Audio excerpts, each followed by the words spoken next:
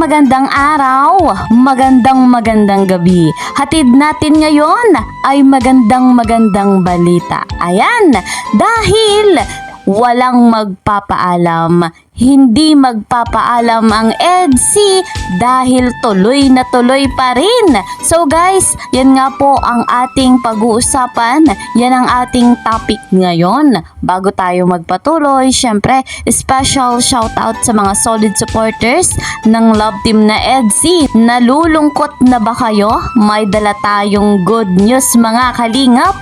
At syempre, special shoutout sa buong team kalingap, sa mga kasamahan ko po dyan sa Karepa, Kalingap Reactor Partner. Mega love shoutout naman sa ama ng Kalingap, the one and only Kuya Val Santos Matubang. Gayon din po kay Ate Edna Vlogs, Kalingap Rob, at ang may bahay, si Madam Jackie Tapia. Suportahan natin, deserve nila na imaraton natin yung kanilang vlogs nang sa ganon ay marami pang beneficiary ang matulungan, mabigyan ng pabahay, scholarship, financial assistance. So ganyan nga po kabuti ang Team Kalingap. Tuloy naman po akong naglalambing. Ako nga pong inyong lingkod, Kalingap Kiel. Ayan, please po subscribe my YouTube channel, like and share my videos. At huwag niyong kakalimutan, kung gusto nyo na updated po kayo sa aking video, sa aking vlog, i-click nyo lamang yung notification bell. So guys, mga Kalingap, dumako nga tayo dito sa ating topic. Dahil walang magpapaalam, ang EDSI ay hindi mawawala. Tuloy na tuloy pa rin mga Kalingap. Good news yan. Bagamat kumakalat ngayon at maraming issue, ang love team na EDSI nga daw po ay matatapos na. Umasa tayo mga Kalingap na hindi yan mangyayari. Mag-isip tayo ng mga positibo. Bagamat maraming umiiyak, maraming nalulungkot na. Eto guys mga Kalingap, panoorin po natin ito para bigyan tayo ng positibo at dagdag inspirasyon, dagdag kalakasan para hindi tayo panghinaan na mawawala na ang love team na EDSI. Narito nga po, panoorin natin. Credit to the owner of this video, Kalingap JJ. Ito guys, pagbibigay ng hope, pag-asa sa inyo para hindi po kayo mawala ng pag-asa, hindi kayo malungkot ng sobra-sobra. Kasi syempre, lahat ng supporters hindi naman po magkakaparas ng edad, di ba? So meron po diyang kinakabahan, meron po diyang may mga sakit na maintenance. So ito po mga Kalingap, report na itong vlog na ito mga Kalingap, para po sa inyo, para ma-lift yung yung pagiging nag-iisip ng sobra-sobra beyond measure, kahit wala pa tayong babalitaan regarding din po sa ganyang balita na wala pang official na information. So dito mga Kalingap, ito kung ano po mangyari mga Kalingap, kung gano'n mangyari, siyempre respeto and focus po tayo sa pinaka-goal yun sa personal channel. And din naman po nakikita po natin, di ba, ni Bensi, nakikita po natin kung gaano po siya kasipag sumama sa mga personal vlog ni Kalingap Rob, which is very okay kasi nakita po natin na talagang supportado siya sa sa mga decision or plan po ni Kalingap Rob dito sa personal channel. Alam po natin mga Kalingap na nag-a-adjust pa yung iba, mahirap isipin, mahirap tanggapin yung mga pangyayari. Talagang matagal kasi ilang 3 weeks tapos nagkaroon lang ng upload dun sa kay Dara. Doon pa lang po sila nakita-kita, pa lang kayo nakikita yung mga uploads, magkakasama sila. Pero yung po mga pa din tayo sabi ko, nasa phase pa din tayo ng transitioning, mababago pa yung may pagbabago pa sa sa main channel, which is simple na abangan yung mga Kalingap. Pero para sa akin po, mga Kalingap, parang dito, parang ganito po ang mangyari kasi niyan kung sakaling ma-post. Para po sa akin, mapapanood pa rin po sila. Para po sa akin na, hindi lang po EDSI, kundi John Carmitrace.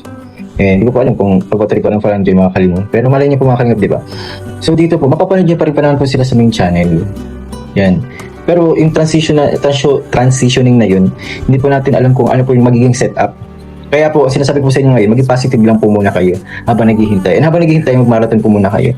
Marami pong kaganapan sa transition na pangyayari sa main channel. Kaya po focus po muna tayo sa personal channel ni Kalingap Rob, which is yung Rob Matubang. Kung bago po kayo at hindi pa nakasubscribe, subscribe na po kayo mga Kalingap.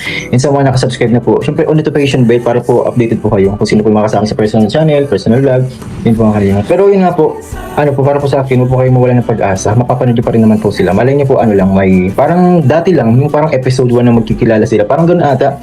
Parang may babalik lang sila sa dati kung ano po yung umpisahan. Para malaman nyo na ganun yung buhay nila. Sa kabila ng ganito sa online na napapanood niyo po. Hiwalay na po yun, yung malalaman niyo po offline, which is yung off-cam mga kalingap. Hiwalay na yun. Ganun po yung yung mangyayari niya mga kalingap. Para sa akin, naisip ko lang.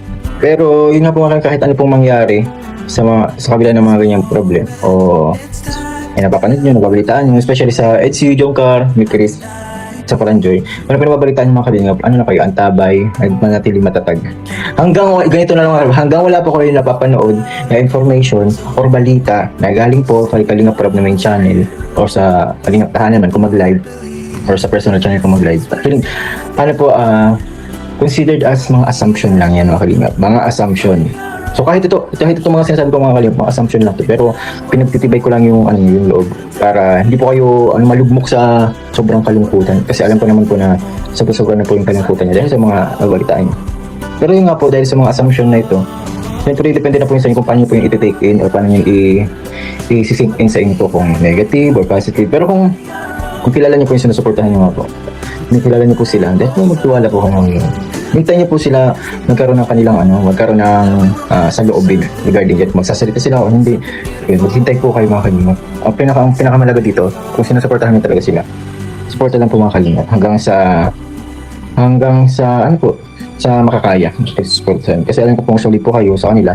Gano'n po kayo sa solid kayo, bunyi katatag. Alam ko po na ito pong transitioning na ito, dito po makikita yung pagsasala talaga ng mga kaganapan and mga supporters nga na medyo may pagkaluwang ang pag-iisip. Yung medyo hindi naunawaan kung ano ba talaga yung pinaka-purpose talaga o bakit may ganitong kind of transitioning. Pero alam ko po, solid, maintindihan, supportado kay Kalingap Rob. Kaya ito po, hintay lang po kayo at huwag po kayong maniniwala guys. Sa mga napapanood, yung mga sinisend yung mga messages na fake news, naku, delikado po yan. Ako na po magsasabi, kayo po yung mahirapan dyan. Kaya ito po, pagpapalubag loob, positive lang mga kalingap. Kaya yung mga kalingap, diba? Wala din ako idea sa mga ganyan. Pero dito po ako para mag-bake po sa inyo ng words of affirmation na talagang maghitay at manatiling matatag. So guys, mga kalingap, napakalinaw nung sinabi ni Kalingap JJ. Bagamat marami nga na bali-balita na may magpapaalam na love team, at ang sinasabi pa ng iba ay si Viancy at si Papa Ed. So, wala pa namang anunsyo, wala pang live, wala pang sinasabi mismo si Kalingap Rob na ang EDSI nga po ang magpapaalam, ang mawawala na sa love team. So guys, napakalinaw rin na hindi sila magpapaalam. Kaya po mga kalingap, maging positibo lamang tayo at umasa tayo na panghabang buhay ang love team na EDSI. Hintayin lang natin kung ano nga po yung announcement, kung ano yung sasabihin ni Kalingap Rob at kung ano nga po yung desisyon ay patuloy nating buong pusong ire-respeto. Hindi naman tayo titigil sa pagsuporta sa love team na EDSI. Patuloy nga nating i-marathon yung vlog ng love team na ito. Gayun din sa iba pang vlog ni Kalingap Rob at ni Kuya Val. So guys, yun nga po ang ating update sa love team na EDSI. Umasa tayo, manghawak tayo na patuloy pa na mapapanood natin si Kalingap Edu at si Viancy. Hanggang dito na lamang po muna ang ating update. See you po sa next video. Mag-iingat po kayo palagi saan mang sulok ng mundo. God bless everyone. God bless Team Kalingap.